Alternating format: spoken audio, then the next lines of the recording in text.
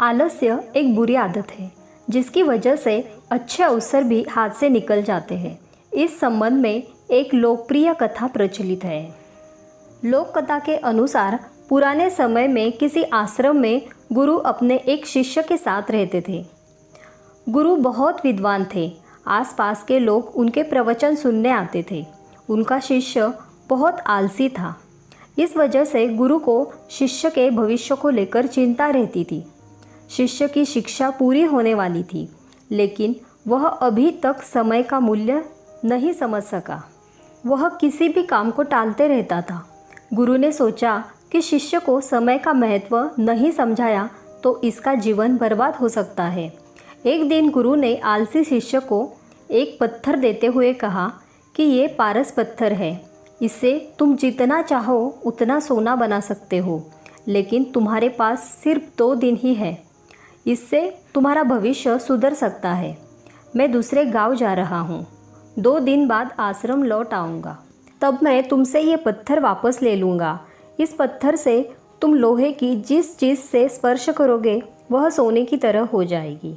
चमत्कारी पत्थर देखकर संत आश्रम से निकल गए। आलसी शिष्य बहुत खुश हुआ।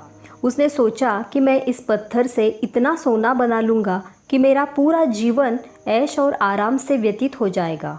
उसने विचार किया कि अभी तो मेरे पास 2 दिन हैं। एक दिन आराम कर लेता हूँ, अगले दिन सोना बना लूँगा। ये सोचकर वह सो गया। पूरा दिन और पूरी रात सोने के बाद जब वह उठा तो उसने योजना बनाई कि आज बहुत सारा लोहा लेकर आना है और उसे सोना बनाना है। आश्रम से बाहर जाने से पहले वह खाना खाने बैठ गया। पेट भर खाना खाया तो उसे नींद आने लगी। अब वह सोचने लगा कि कुछ देर सो लेता हूँ। सोना बनाने का काम तो छोटा है, शाम को कर लूँगा। लेटते ही उसे नींद आ गई। वह गहरी नींद में था। उसे मालूम भी चला कि सूर्यास्त हो गया।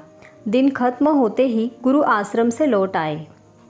गुरु ने शिष्य से वह पत्थर वापस ले लिया। अब शिष्य को इस बात का एहसास हो गया कि आलस्य की वजह से उसने सुनहरा अवसर खो दिया है। शिष्य ने गुरु के सामने संकल्प लिया कि अब से वह कभी भी समय को बर्बाद नहीं करेगा और आलस्य को त्याग देगा। इसके बाद शिष्य का जीवन बदल चुका था। वह मेहनत करने लगा था और जल्दी ही उसने अपनी मेहनत से धन कमाना भी शुरू कर दिया।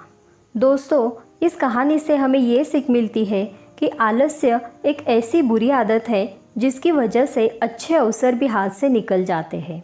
आलस्य की इस बुरी आदत को हमें जल्दी से जल्दी छोड़ देने में ही भलाई होती है।